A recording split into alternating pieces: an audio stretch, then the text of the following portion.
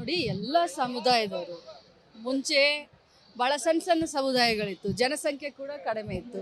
ಈಗ ಜನಸಂಖ್ಯೆ ಕೂಡ ಹೆಚ್ಚಾಗಿದೆ. ಮೊದಲು ಭಾರತ ದೇಶದಲ್ಲಿ ಬರೀ 30 ಕೋಟಿ ಜನಸಂಖ್ಯೆ ಇತ್ತು, ಈಗ 130 ಕೋಟಿ ಜನಸಂಖ್ಯೆ ಆಗಿದೆ. ಸೊ ಸಮುದಾಯಗಳು, ಸಮಾಜಗಳು ಬೆಳೀತಾ ಇರುವಂಥದ್ದಲ್ಲಿ ಎಲ್ಲರಿಗೂ ರಿಸರ್ವೇಷನ್ ಅವಶ್ಯಕತೆ ಇದೆ.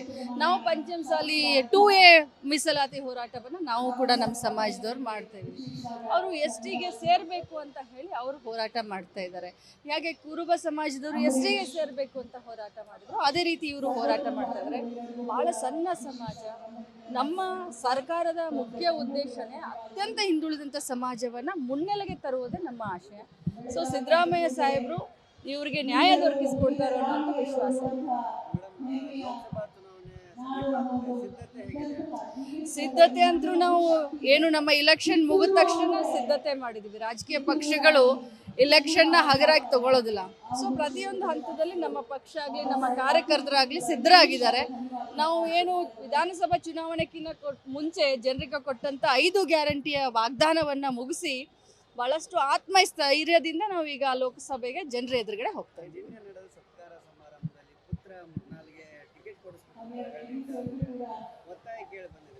ನಾನು ಒತ್ತಾಯ ಮಾಡಿಲ್ಲ. ಜನರು ಮತ್ತು ಜನ ಮತ್ತು ಮುಖಂಡರ ಆಶಯ ಥರ ಬೆಳಗಾವಿಯಿಂದ 2 ಹೆಸರು ಶಿಫಾರಸು ಆಗಿದೆ ಅಂತ ನಾನು ಕೂಡ ಮಾಧ್ಯಮದಲ್ಲಿ ನೋಡಿದ್ದೀನಿ.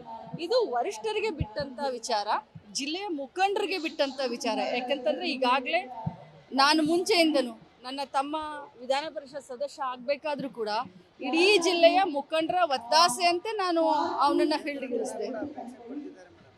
ಕ್ಷೇತ್ರದ ಜನ ಕೂಡ ಅಪೇಕ್ಷೆ ಪಡ್ತಾ ಇದ್ದಾರೆ, ಜಿಲ್ಲೆಯ ಜನ ಕೂಡ ಅಪೇಕ್ಷೆ ಪಡ್ತಾ ಇದ್ದಾರೆ, ಎಲ್ಲ ಸಮಾಜದ ಬಾಂಧವರು ಕೂಡ ಅಪೇಕ್ಷೆ ಪಡ್ತಾ ಇದ್ದಾರೆ. ಬಟ್ ಪ್ಯೂರ್ಲಿ ಹೈಕಮಾಂಡ್ ಏನು ಆದೇಶ ಕೊಡುತ್ತೋ ಅದನ್ನು ನಾನು ಪಾಲಿಸ್ತೀನಿ. ಯಾರಿಗೆ ಅವನ ಜಾಗದಲ್ಲಿ ಯಾರಿಗೆ ಕೊಟ್ಟರು ಇಲೆಕ್ಷನ್ ಮಾಡಲಿಕ್ಕೆ ತಯಾರಿದ್ದೀನಿ. ನನ್ನ ಮಗನಿಗೆ ಕೊಟ್ಟರು ಕೂಡ ಇಲೆಕ್ಷನ್ ಮಾಡ್ಲಿಕ್ಕೆ ತಯಾರಿದ್ದೀನಿ.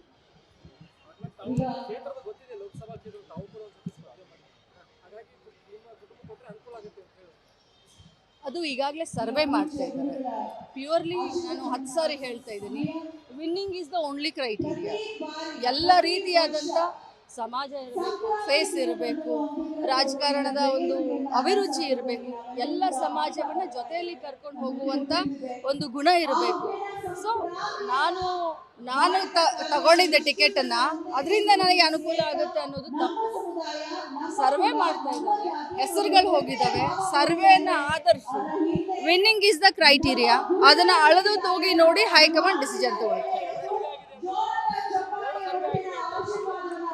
ಆಗಿರ್ಬೋದು, ಒಂದು ಮುಖ್ಯಮಂತ್ರಿಗಳು ಮಾಡಿಸ್ತಾ ಇದ್ದಾರೆ, ಪಕ್ಷದವರು ಕೂಡ ಮಾಡಿಸ್ತಾ ಇದ್ದಾರೆ. ಅಂದರೆ ಮುಖ್ಯಮಂತ್ರಿ ಅಂದರೆ ಸರ್ಕಾರ ಇದೆ, ಇಂಟೆಲಿಜೆನ್ಸ್ನಿಂದ every day he is collecting information. ನಮ್ಮ ಪಕ್ಷದಿಂದ ಇನ್ನೊಂದು ಅಂದರೆ ಮುಂಚೆ ಹೇಗೆ ನಾವು ಅಸೆಂಬ್ಲಿ ಚುನಾವಣೆಯಲ್ಲಿ ಮಾಡಿದ್ವಿ, 3 ಹಂತದಲ್ಲಿ ಸರ್ವೆ ಮಾಡಿದ್ವಿ, ಅದೇ ರೀತಿ ಈಗಲೂ ಕೂಡ ಮಾಡ್ತಾ ಇದ್ದಾರೆ. ನ್ಯೂಸ್ ಫಸ್ಟ್, ನಿರ್ಭೀತಿಯಿಂದ ನಿಮ್ಮ ಪರವಾಗಿ.